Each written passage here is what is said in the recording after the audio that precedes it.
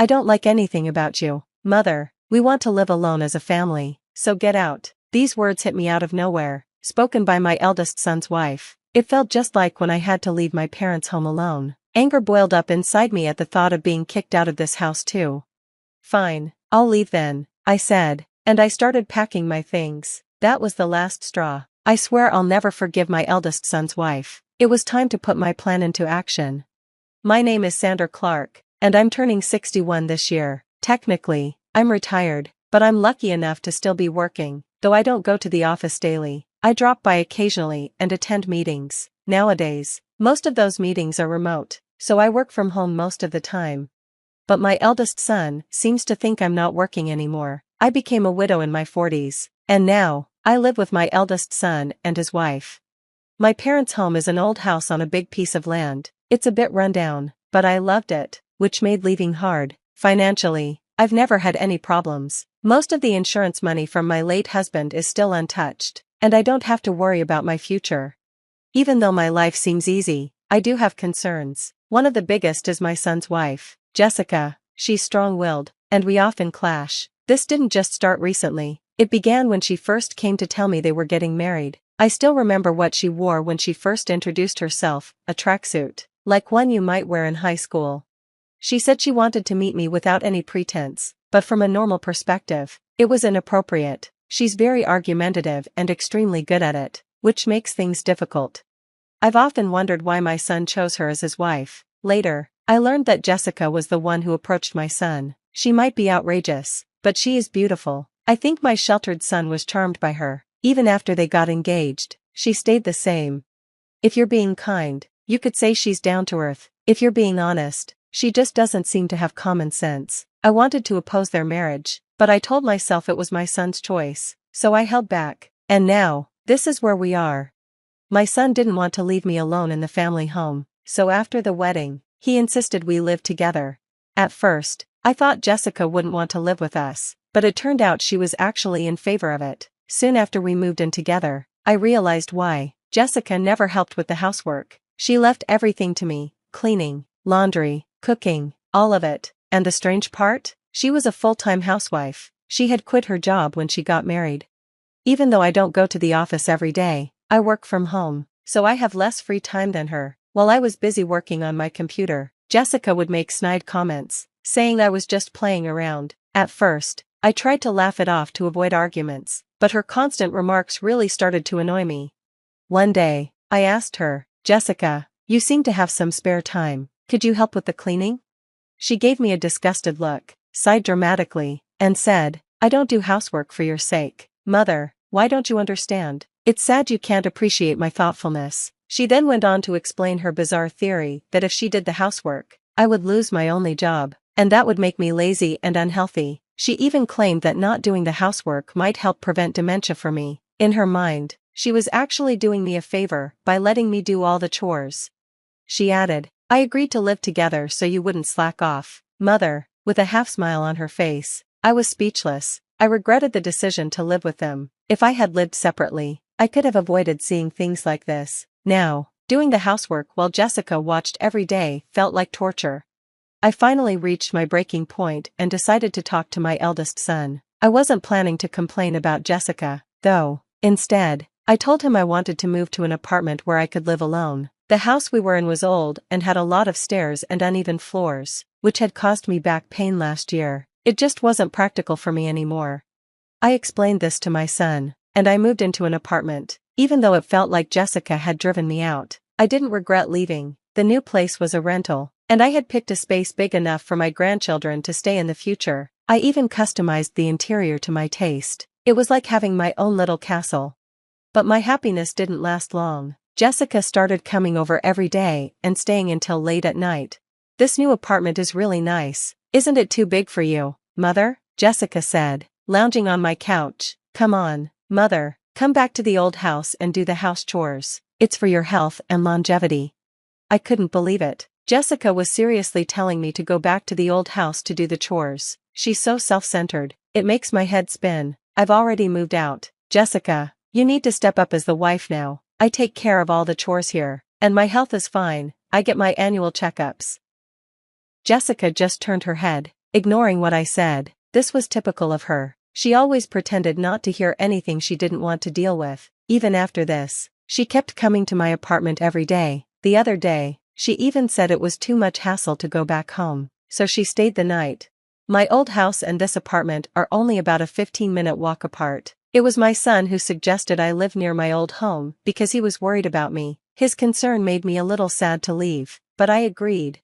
One day, after I returned from a rare business outing, I got a shock. Jessica had let herself into my apartment. She must have used the spare key I had given to my son. Welcome back, she said, lying on the floor in front of the TV, not even bothering to get up. Jessica, that spare key is for emergencies, not for you to use when I'm not here, I said, feeling uncomfortable. I had never spoken so firmly to her before. She seemed surprised, since she was used to me letting things go quickly. She gave me an annoyed look, but I didn't back down. You're such a stingy mother-in-law. I can't stand you, she yelled. I can't stand anything about you, even this apartment. We're family, so you should leave. She tried to push me out the front door. It was clear she hated that I had this nice apartment while they were still living in the old house. She even complained that my son, James, was paying the rent for the apartment and said it was unfair that I lived here while they didn't.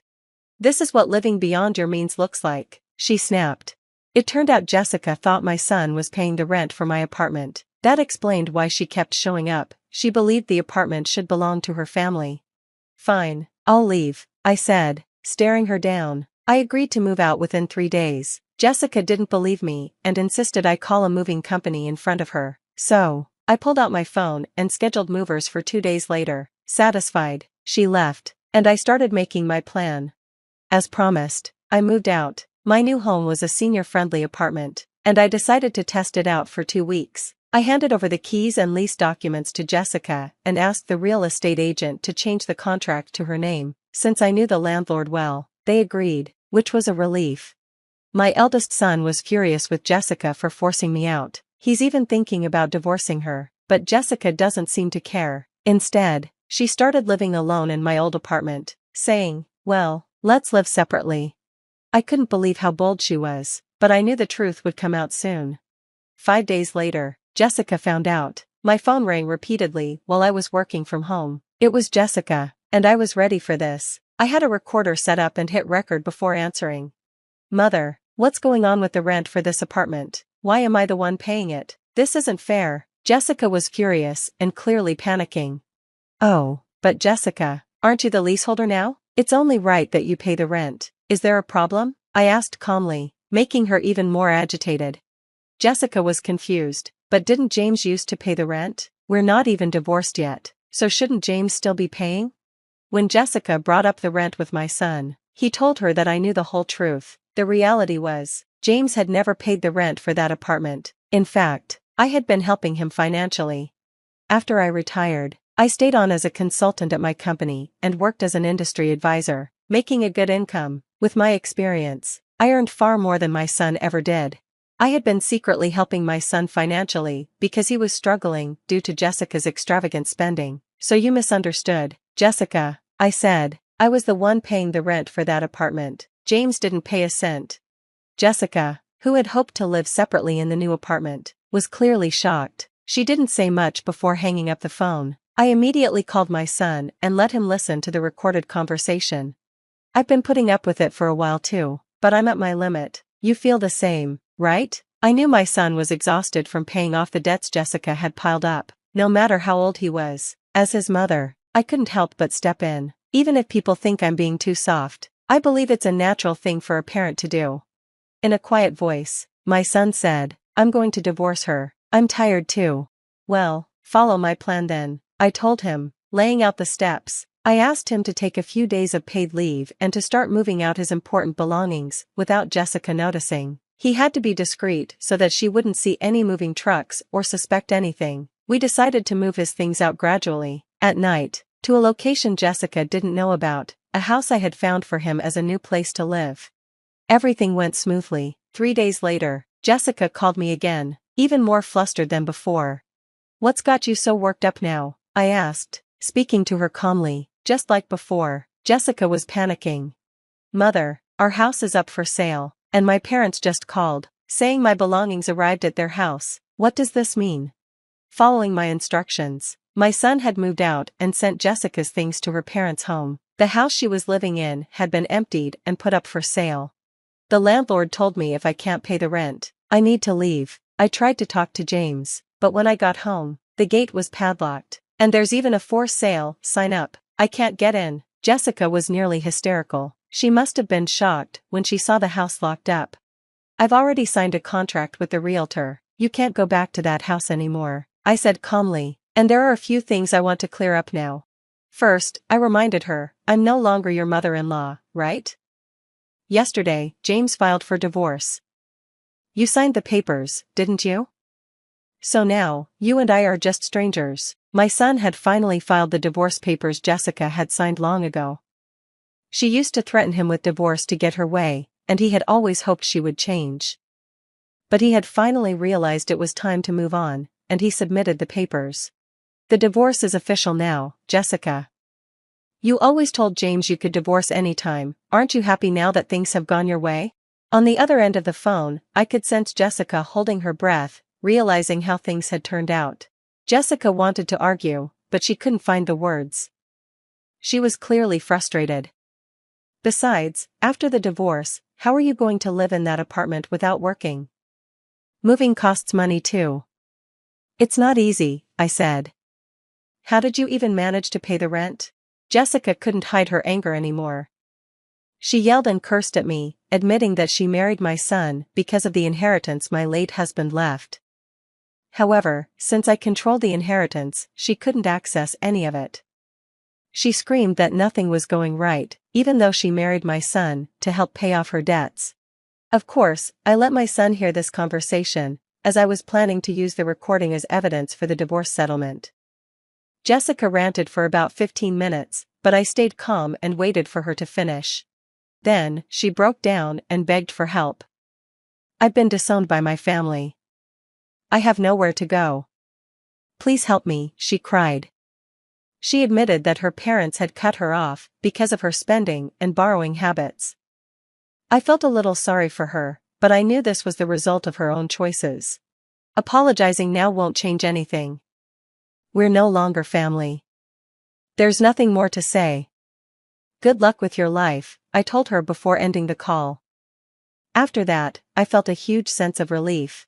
Later, my son told me that Jessica had caused a scene at his workplace, to the point where the police had to be called. While she was out, the landlord changed the locks on her apartment because she hadn't paid rent. She couldn't get back in.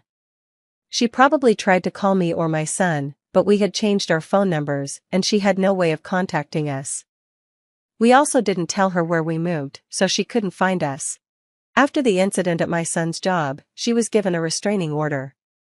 With nowhere else to go, she went back to her family's home, but they refused to let her inside. Her luggage, which I had sent to her parents' house, was left outside in the rain. She wasn't even allowed to step foot in the house. On top of that, her parents received a bill for the unpaid rent, which likely made them even angrier. I heard she is now staying in an apartment provided by an organization that helps homeless people. When I saw her on the street one day, she looked completely different. Her hair had turned white, her skin looked dry, and she seemed stressed. I barely recognized her. It was shocking to see how much her life had changed. As for me, I've started a new chapter in my life. I used my late husband's inheritance to buy a new house, a duplex, so that my son can remarry whenever he's ready. He still joins me for dinner, but otherwise, he takes care of his own things. I've realized this is the perfect amount of distance for both of us. The money from selling my parents' house is saved for my son's future and possibly for his future wife and kids. I'm also thinking about setting up the English garden I've always wanted at my new home. On my days off, I work in the garden, taking care of the plants. This new routine has brought me peace and hope for the future.